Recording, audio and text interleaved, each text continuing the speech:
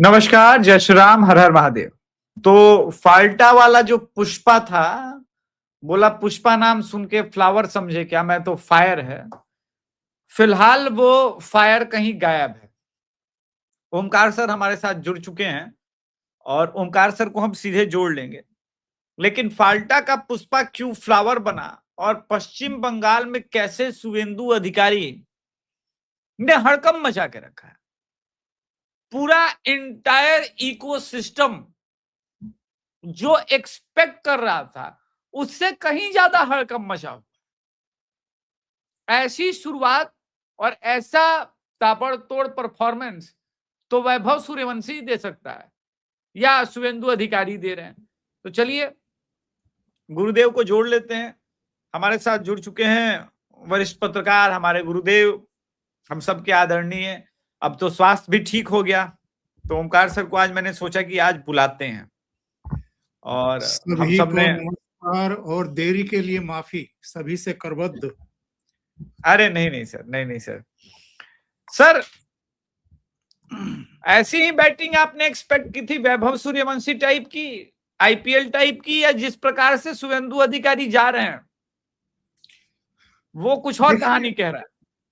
देखिए अभिषेक जी, शुवेंदु अधिकारी पर एक तो परफॉर्म करने का प्रेशर है और ये परफॉर्म करने का प्रेशर केवल इस बात का नहीं है कि भारतीय जनता पार्टी नेतृत्व ने, शीर्ष नेतृत्व ने उन पर विश्वास किया है, बल्कि कोटि कोटि पश्चिम बंगाल की जनता ने भी उन पर भरोसा किया है, उन पर एतबार किया है। तो ये एक जिम्मेदारी बनती है शुवेंदु अधिकारी की कि जो अपेक्षाएं हैं उनको डे वन से ही पूरा करने की दिशा में बहुत तेज गति से बढ़ाया जाए। उनके सामने कुछ रोल मॉडल हैं और योगी आदित्यनाथ सबसे बड़ा रोल मॉडल है। जिन योगी आदित्यनाथ का दंडवत प्रणाम उन्होंने किया था, एक भगवा कलर की शॉल ओढ़ा करके उनको, और उसके बाद जब शपथ समारोह के बाद वो सबका अभिवादन करते हुए योगी जी के पास पहुंचे तो योगी जी ने एक भगवा कलर का पटका उनके गले में डाला। वो एक संदेश था और ये भी एक उनकी तरफ से आशीर्वाद था कि जो मैंने 2017 के बाद से उत्तर प्रदेश में करके दिखाया है इन 9 साढ़े 9 वर्षों में, अब आपको वो आगे लेकर के जाना है पश्चिम बंगाल में। हमें ये नहीं भूलना चाहिए कि 2017 में जिस कंडीशन में उत्तर प्रदेश योगी आदित्यनाथ को मिला था, उससे कहीं ज्यादा बुरी स्थिति में पश्चिम बंगाल भारतीय जनता पार्टी और शुवेंदु अधिकारी को मिला है। चुनाव प्रचार के दौरान भी, 2021 के चुनाव में भी, 2024 के लोकसभा चुनाव में भी जिन विषम परिस्थितियों का सामना भारतीय जनता पार्टी को और नेतृत्व को करना पड़ा, इवन 2019 में भी, और जिस तरीके से भारतीय जनता पार्टी के बहुत सारे कार्यकर्ताओं को 321 की संख्या हमारे सामने है, लेकिन इससे ज्यादा लोगों को वहां मारा गया है, उनके परिवारों को सताया गया है, अलग अलग वर्गों के साथ वहां अन्यायपूर्ण कृत्य किए गए हैं। वो चैप्टर तो इसलिए क्लोज नहीं हो सकता क्योंकि जो अमित शाह ने अपनी एक जनसभा में कहा था कि जब सरकार हमारी बन जाएगी तो उसके बाद इन 321 बीजेपी कार्यकर्ताओं के जो हत्यारे हैं वो चाहे पाताल लोक में भी छुपे होंगे तो वहां से भी हम ढूंढ करके निकालेंगे और उनको हम उनके अंजाम तक पहुंचाएंगे। तो मुझे लगता है कि शुवेंदु अधिकारी की बहुत बड़ी जिम्मेदारियां हैं, एक सुशासन देना ही नहीं, कानून व्यवस्था के मोर्चे पर भी, और जो अराजक तत्व उत्तर प्रदेश में भी शुरू में बवाल खड़ा करते थे, सड़कों पर आ जाते थे, नमाज के बाद पत्थरबाजी और आगजनी पर उतारू हो जाते थे, लगभग वैसा ही सीन हम यहाँ भी देख रहे हैं। तो ये कुछ समय का है, कुछ समय में ये सारे जितने पकड़ करके इन पर भारी भरकम एक्ट के तहत धाराएं लगाई जाएंगी, इनको 6-6 महीने साल के लिए भीतर डाला जाएगा, तो ये सब सीधे हो जाएंगे। और अमित शाह ने भी कहा था कि उल्टा लटका करके सीधा करेंगे इनको।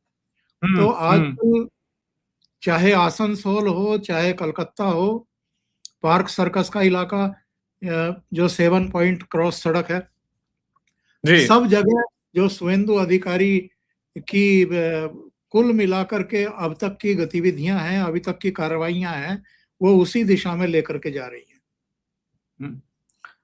कुछ अपडेट्स दोस्तों बंगाल के अंदर आज के जो हैं वो हम देख लेते हैं, और पहले शुवेंदु अधिकारी कुछ कह रहे थे, उसको सुनते हैं। ये वाला पहले सुन लेते हैं, जहां पर बड़ी लोगों को तकलीफ हो रही कि अब शुवेंदु अधिकारी हिंदी में क्यों इंस्ट्रक्शन दे रहे हैं। इस पे भी मैं आऊंगा। कश्मीर में बहुत पहले खत्म हो गया, जब धारा 370 35 को एबोलिश किया भारत सरकार, तब से खत्म हो गया। कश्मीर में इस तरीके से इंसिडेंट नहीं होता।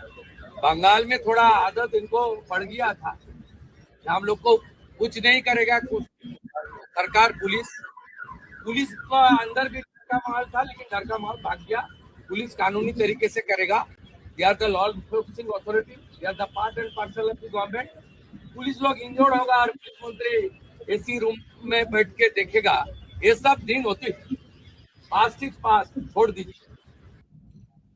तो सीधे सीधे चुनौती दे दी है रॉयटर्स को, धमकी देने वालों को।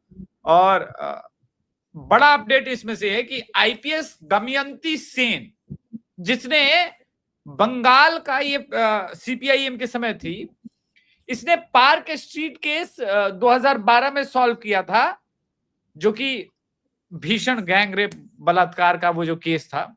और उसके बाद इमीडिएटली ममता बनर्जी के द्वारा वो ट्रांसफर्ड हो गई थी।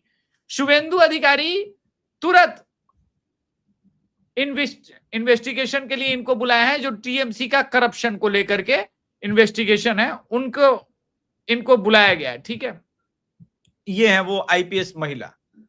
और उससे भी बड़ी खतरनाक बात है कि फाल्टा के जो जहांगीर साहब थे, उनको खुलेआम चुनौती दी गई है भाजपा के चीफ के तरफ से, बंगाल बीजेपी चीफ के तरफ से, Sumitra sorry BJP candidate Devanshu Panda और भट्टाचार्य, दोनों ने क्वेश्चन किया कि भाई आकर के अभिषेक बनर्जी यहाँ पे कैंपेन क्यों नहीं कर ले रहे? आप तो बड़े तुर्रम खान बन रहे थे, आप तो डायमंड हार्बर मॉडल बता रहे थे। और वो भी न्यूज दिखा देते हैं आखिर में, जहां पर ये खबर आई है कि सारी अभिषेक बनर्जी की ही संपत्ति रडार पर है। ये अपने आप में बहुत भयंकर चीज है। शुवेंदु अधिकारी को मिली अभिषेक बनर्जी की संपत्तियों की लिस्ट, 2 दर्जन ठिकानों पर होने वाला है रेड। इसको कहते हैं फायर मोड में आना। सर, लगता है योगी जी का पहनाया हुआ पट्टा कुछ ज्यादा ही सीरियसली ले लिया गया है। देखिए, एक तो आपने आईपीएस की बात की है, पुलिस की बात की है। पुलिस, देखिए, हमें याद रखना चाहिए, जम्मू कश्मीर में एक दौर ऐसा भी था, और बहुत लंबा दौर था, जब वहां की पुलिस को, फोर्स को, अर्धसैनिक बलों को, सेना को, सबको हाथ बांध करके खड़ा किया जाता था। और वो पत्थरबाजी के शिकार हुआ करते थे, उनके माथे से भी लहू बहता था, उनको उठा करके ले जाया जाता था। लेकिन शक्ति का प्रदर्शन करने की मनाही थी, शक्ति करने की, सख्ती करने की भी मनाही थी, कोई एक्शन नहीं। इसी तरीके से पश्चिम बंगाल में एक खास कम्युनिटी को, मुस्लिम्स को, एक इम्यूनिटी दी गई थी, एक पावर दी गई थी, स्पेशल स्टेटस दिया गया था ममता सरकार के द्वारा। वो पुलिस पर पत्थर कर रहे हैं, लाठियां बरसा रहे हैं, उनके कंधों पर उछल करके कूद रहे हैं, उनको पीछे से मार रहे हैं, उनको दौड़ा रहे हैं, लेकिन पुलिस वालों के हाथ बंधे रहते थे। तो ऐसा भारतीय जनता पार्टी की सरकारों में तो होता नहीं है। अभी जो आज योगी आदित्यनाथ ने भाषण दिया है एक अखबार के 78वें समारोह में, उसमें उन्होंने साफ तौर पर बरेली का जिक्र किया है। तौकीर रजा पिछले कई साल से उछल रहे थे, चुनौती दे रहे थे सरकार को भी, इस्टेब्लिशमेंट को, पुलिस को, प्रशासन को। वो समझ रहे थे कि वो तो अजय हैं, उन पर तो कोई हाथ डाल नहीं सकता है, वो तो एक न्यूसेंस वैल्यू है यहाँ की बरेली की, और पूरे प्रदेश और देश के मुसलमान जैसे उनके पीछे आ जाएंगे। लेकिन क्या हुआ, तौकीर रजा को गंभीर धाराओं में उठा करके अंदर डाला गया। उनके बिल्कुल। जितने लगे थे, करीबी थे, उनकी जो अवैध संपत्तियां थी उन पर बुलडोजर चले। तो ये जितने इस तरह के अराजक तत्व होते हैं और जो पाले हुए होते हैं पॉलिटिकल पार्टियों के वोट बैंक के लिए, इनको ठीक करना इतना मुश्किल थोड़ा है। अगर इच्छा शक्ति है, अगर कानून का ठीक तरीके से पालन किया जाए और पुलिस को का हाथ जो है वो ना बांध करके उसको कहा जाए कि आपको कानून सम्मत ही कार्रवाई करनी है, तो इतना मुश्किल काम नहीं है ये सब। और बंगाल में हम होते हुए देख रहे हैं, आगे भी देखेंगे। और ब्रूटली ऐसे तत्वों को कुचला जाना चाहिए, उनको उनकी जगह यानी लॉकअप में सिंकचो के पीछे या जेल में भेजा जाना चाहिए, वही इनकी जगह। आप 20 को डालेंगे 100 की आंखें हो जाएंगी। और वही काम एग्जैक्टली इस समय शुभेंदु अधिकारी करते हुए दिखाई दे रहे हैं। सड़क पर आकर के पुलिस के अधिकारियों के बीच में खड़े होकर के ये बयान देना बहुत बड़े मायने रखता है और इसके बहुत बड़े संदेश हैं। मुख्यमंत्री स्टेट का ये बता रहा है कि मैं पुलिस के अधिकारियों के साथ खड़ा हूं, उन पर अगर पत्थरबाजी हुई, उनको अगर घायल किया गया तो किसी को छोड़ा नहीं जाएगा। सर, ये जो फाल्टा सीट पर जहांगीर खान का चुनाव होने वाला है, अभी तो इन्होंने अजय पाल शर्मा को भी बहुत कहा कि भाई मैं फायर हूं, अभी 21 तारीख को चुनाव होना है। खुलेआम अभिषेक बनर्जी को भी चैलेंज किया जा रहा है कि आप भी आइए। कैसे देखते हैं इस चुनाव का महत्व? क्या ये पहला ही चुनाव शुभेंदु अधिकारी और बंगाल के वो नेक्सस जो चुनाव में हेर फेर करते थे उनका लेजिटिमेट टेस्ट आप देख रहे हैं? देखिए, एक दिन पहले ही शुभेंदु अधिकारी फल्टा में थे और डायमंड हार्बर में भी उन्होंने रोड शो किया था और वहां हजारों लाखों की भीड़ जो है वो शुभेंदु अधिकारी के रोड शो में दोनों तरफ से टूट पड़ी। उनका स्वागत जिस तरीके से किया गया है, पुष्प वर्षा जिस तरह से की गई है, और फल्टा में जो उन्होंने कहा है कि अब ये जो पुष्पा है, जो अपने आप को पुष्पा बता रहा है, ये मेरी जिम्मेदारी है, उसके बाद से हड़कंप इतना ज्यादा है, आज वो जहांगीर खान कोलकाता हाई कोर्ट पहुंच गया है याचिका लेकर के।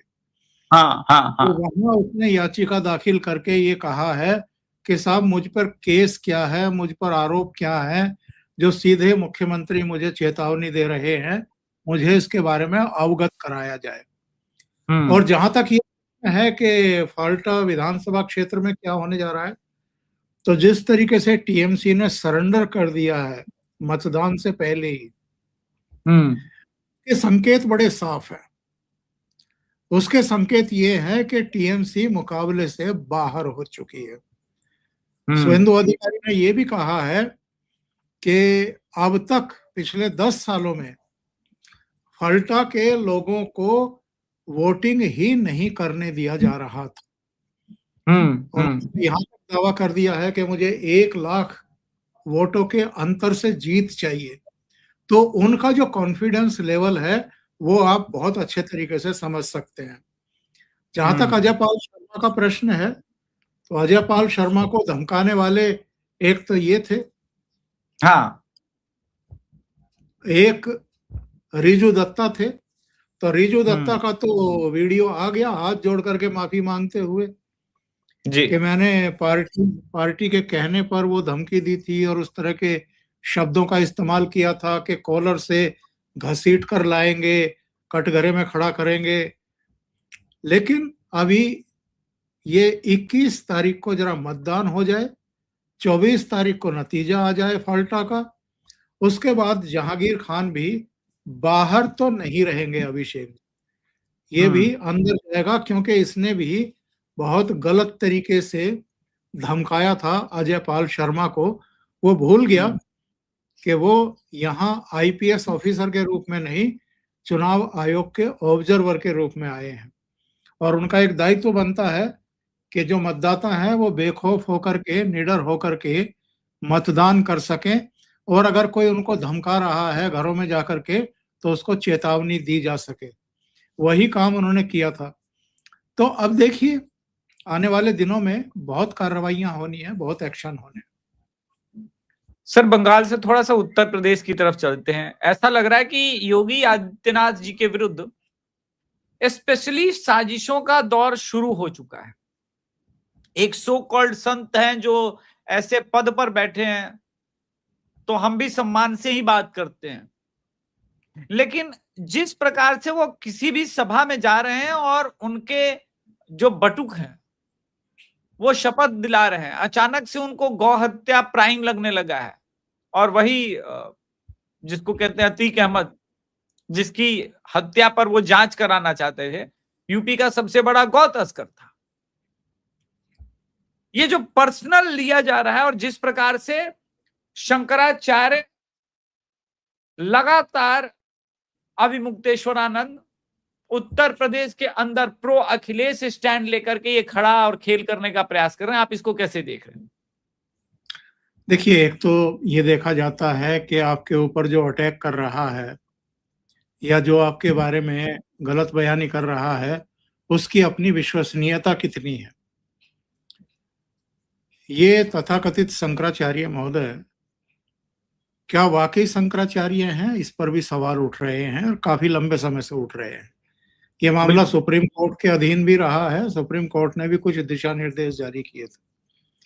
इनका ट्रैक रिकॉर्ड्स क्या है ये भी हम और आप जानते हैं, पब्लिक जानती है। ये किसके लिए बैटिंग करते रहे हैं, किसके खिलाफ क्यों बोलते रहे हैं, ये भी सबको पता है। और जिनके लिए बैटिंग कर रहे हैं उनके मुख्यमंत्री रहते हुए वाराणसी में इनके साथ क्या हुआ था ये भी सब जानते हैं। तो ये लोग एक्चुअल में क्या है कि उन शब्दों का मैं प्रयोग करना नहीं चाहता, ये वैसे तो ठेकेदार बनते हैं, लेकिन इनका कोई कंट्रीब्यूशन हो सनातन के लिए, हिंदुओं के लिए, तो वो बता दें, उनका किसी भी तरह का कोई कंट्रीब्यूशन हो। तो ये विवादों को पैदा करने के लिए ही संभवतः इस्तेमाल किए जा रहे हैं। और कौन इस्तेमाल कर रहा है? वो जो कोटि कोटि हिंदुओं को, सनातनियों को एकजुट देख करके परेशान हो रहे हैं। कभी राजपूतों की पगड़ी पहन करके प्रेस कॉन्फ्रेंस में आते हैं, कभी दूसरे राग आलापना शुरू कर देते हैं, कभी ब्राह्मणों का प्रश्न उठा देते हैं, लेकिन खुद अपने समय में इन्होंने क्या क्या कर रखा है, या जिस पीडीए का ये बखान करते रहते हैं उस पीडीए में क्या सवर्णों के लिए कोई जगह इन्होंने रखी है, ब्राह्मणों के लिए कोई सम्मान इन्होंने कभी दिया है? तो ये अब इस तरह के लोगों का सहारा लेने की कोशिश कर रहे हैं। वो जानते हैं बहुत अच्छे तरीके से कि अब चुनाव में ज्यादा समय तो बचा नहीं है, 6-7 महीने का समय है। उसके बाद तो प्रत्याशियों का चयन, रणनीतियां, जनसभाएं, घोषणाएं, तमाम चीजें शुरू हो जाएंगी। फरवरी में तो मतदान होना है, नई सरकार का गठन ही होना है, तो इनके पास समय ज्यादा है नहीं है।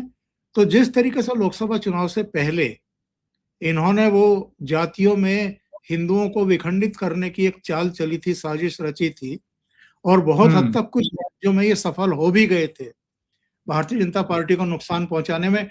और सबसे बड़ा उदाहरण तो उत्तर प्रदेश ही है, जहां 37 सीटें समाजवादी पार्टी ने जीत ली थी, दुष्प्रचार करके, लोगों को भ्रमित करके, जातियों में विभक्त करके, और 6 सीटें कांग्रेस ने जीत ली थी।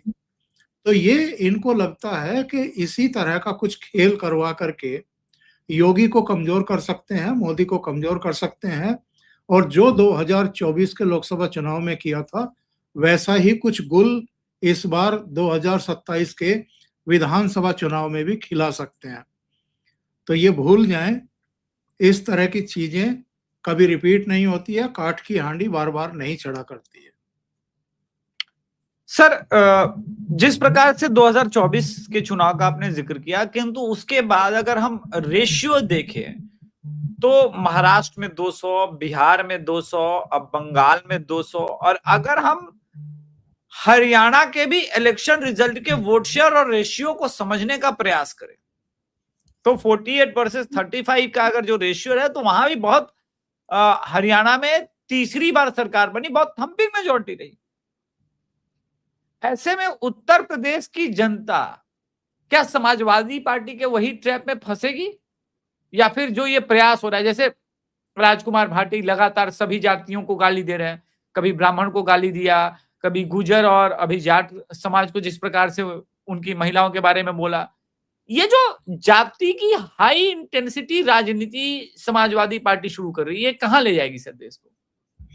2017 में यूपी के 2 लड़कों ने मिलकर के चुनाव लड़ा था। इस बार वो दो लड़के फिर साथ हैं। 2017 में समाजवादी पार्टी को 47 सीटें मिली थी जी। 2027 में 10 साल बाद भी लगभग उसके आसपास सीटें रहेंगी समाजवादी पार्टी की, और भारतीय जनता पार्टी को उत्तर प्रदेश में प्रचंड बहुमत मिलेगा।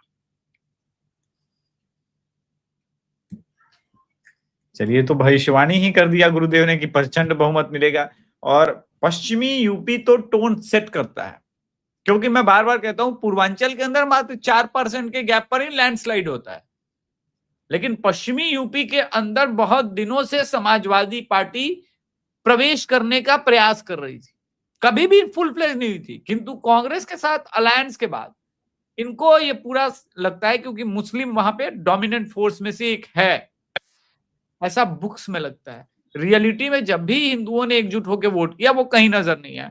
तो चलिए देखेंगे, 1-2 ही प्रश्न है, ज्यादा नहीं। Bengal high court is giving unethical judgement in illegal building and Jahangir case. नहीं, ऐसा नहीं है। देखिए, इनलीगल बिल्डिंग इंक्रोचमेंट को लेकर के जो बुलडोजर है उसको रोक नहीं पाएगी Bengal high court, Kolkata high court भी नहीं रोक पाएगी। योगी जी को रोकने का कोशिश किया गया था, बाद में सुप्रीम कोर्ट ने स्वयं कहा कि नहीं, हम ये नहीं कह रहे कि अवैध ढांचों पर आप बुलडोजर ना चलाएं। पहली बात तो ये। अब दूसरी बात, जो आपने कहा कि जहांगीर, तो जहांगीर ने जाकर के ये पूछा कि मेरे ऊपर अपराध क्या है। पुलिस अपराध बनाएगी, चार्जशीट बनाएगी, बता देगी, ऐसा कुछ है नहीं। तो और कोई इंपॉर्टेंट प्रश्न जिसके बारे में हम बात करें? मेरे पास प्रश्न है लेकिन मैं पूछूंगा नहीं, तो फिर कोई बात नहीं सर, आप मत पूछिए। और कोई क्वेश्चन नहीं, और कोई क्वेश्चन नहीं है, स्टेटमेंट्स बहुत हैं, तो क्वेश्चन कोई भी नहीं है। तो आज के संस्करण में इतना ही। सर, आप शो में आए उसके लिए बहुत बहुत धन्यवाद। नमस्कार, जय श्री राम, प्रणाम। जय श्री राम।